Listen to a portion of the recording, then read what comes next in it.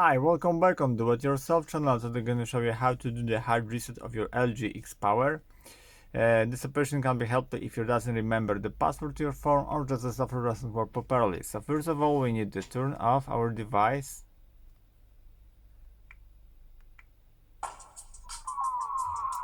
After that, press and hold volume down and power button together. After, you're gonna see the logo LG release power and press it one more time. So volume down and power, keep pressing, keep pressing, keep pressing, release power.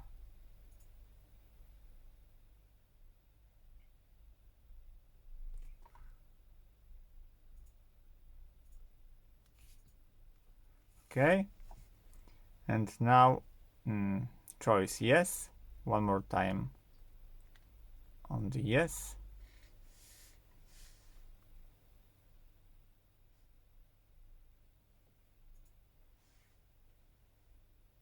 And that's it. Now phone gonna be start with the new firmware without any password and passcode on your phone.